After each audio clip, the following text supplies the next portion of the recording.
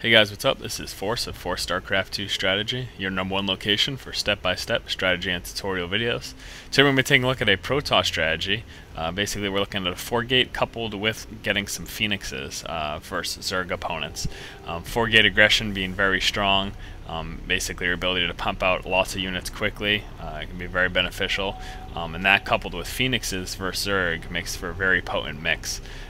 Now, why the addition of Phoenixes? Well, Phoenixes are good for two main reasons. One, their ability to harass overlords is absolutely hilarious.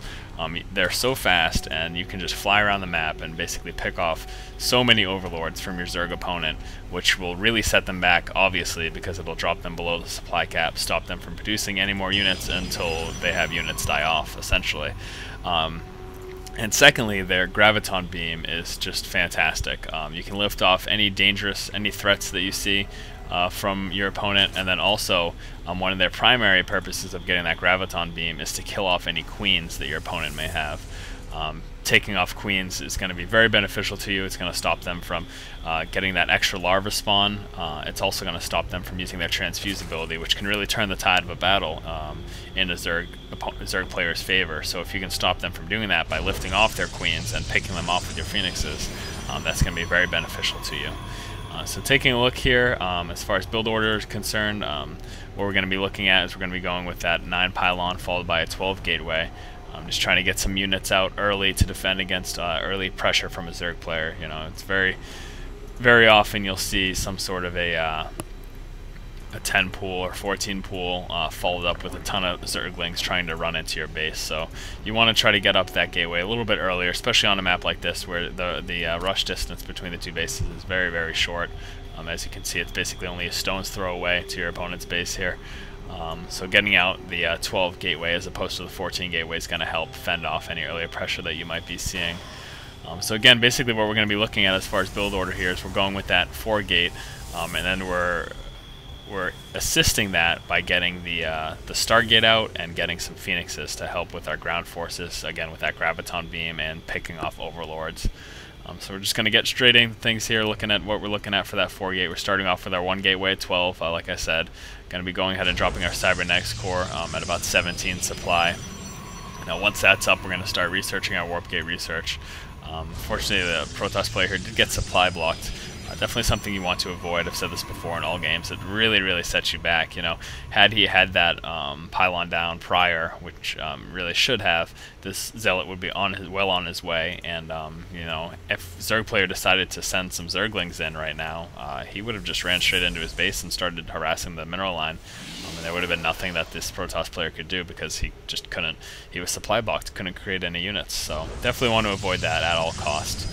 Our first assimilator was going around when we first made our gateway, so around 12 or 13 is when we dropped our first assimilator. Second assimilator coming down right now at about 21 supply. You're going to need that gas. Again, we started researching our warp gate research the second the Cybernetics core popped up.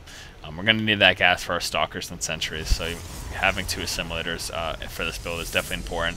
And again, like I said, we're going to be getting that Phoenix to couple with this, so obviously we need Vespene gas for Phoenixes as well. So as far as what we're looking at, just going for that standard 4 gate, we're just going to keep trying to pump out this warp gate research. We should be saving up our chrono boost and spending it on the warp gate. It's definitely what you want to be doing.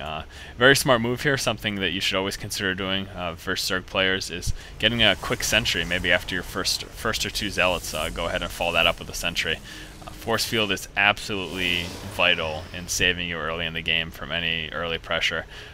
It could stop a Baneling bust from occurring, basically. I mean, if you saw a bunch of Zerglings followed by some Banelings running up here, if you just drop a force field, absolutely nothing that they can do to stop that. So very vital to stopping any early game aggression, especially if you're not considering being aggressive early game yourself.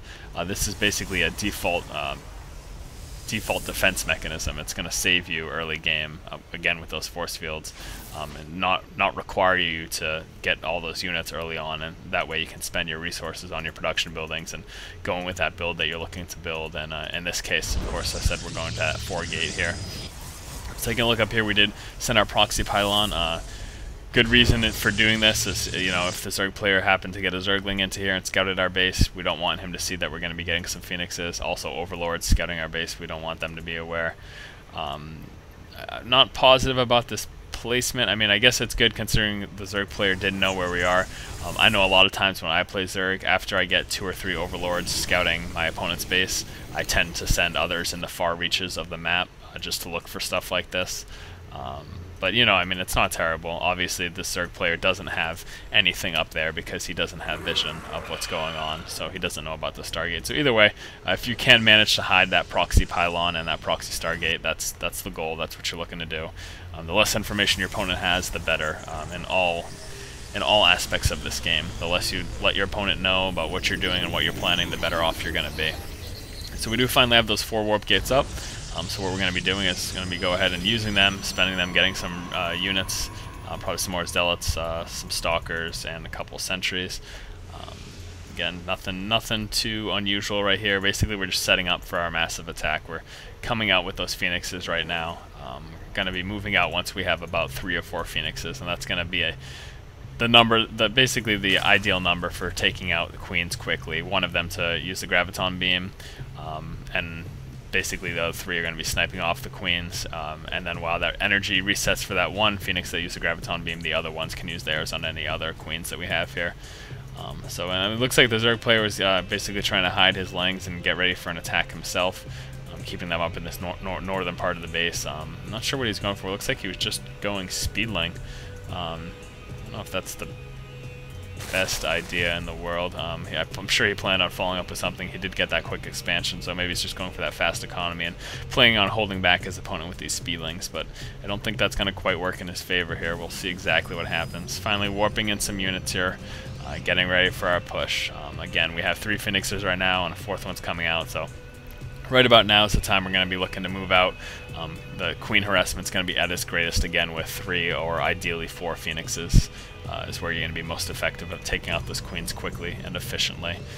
So we are moving out right now and actually going to be creating a wall off here, just in case while we're moving out to stop any speedlings from running into our base, or at least set them back from running rampant into our base while we're pushing out. So that's a pretty smart move. I actually haven't really seen much of that. So it's something to consider doing when you push out and just finally decide to attack, to make a wall off. I mean, you've got warp gate research, so you can just always warp your units outside of your base. So we are pushing forward here. You can see moving up with this army. Good composition, good mix with the zealots, that 1 stalker, and a couple sentries. And as you can see here, they are our Phoenixes going to work, and this is exactly why we got them, to stop that supporting queen.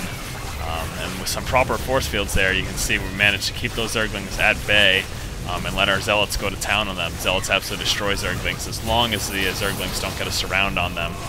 So that's, I mean, that was some really impressive force fielding right there. Definitely take note of that. Keeping those Zerglings away from your units and stopping that surround and basically letting your Zealots go to work on them is what you would like to do ideally. And that ground push coupled with these Phoenixes taking out all those queens, now going to be taking out all these Overlords, and Zerg player's pretty much done at this point. So again, just taking a look at things here, we were going for that 4 warp gate build, pretty standard stuff. As far as timing is concerned, what we're looking at is start off with the 9 pylon, and then going for that 12 warp gate, 12 as opposed to 14, considering the small rush distance on this map, and also considering that we're playing versus Zerg. Follow up that first gateway with the cybernetics core, start researching your warp gate research, and then you want to make sure that you have your other 3 gateways up right before the cybernetics core finishes building. That way the second, right before the warp gate research finishes. That way the second the warp gate research is done, you can start turning these into warp gates and pumping out units.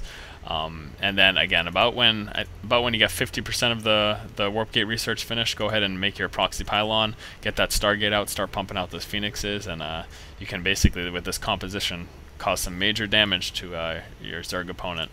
So again, guys, this has been for StarCraft 2 Strategy. Once again, a reminder, if you like what you see, please do subscribe, and tell all your friends to subscribe as well. Please keep an eye out for more videos, guys. Keep watching and keep owning.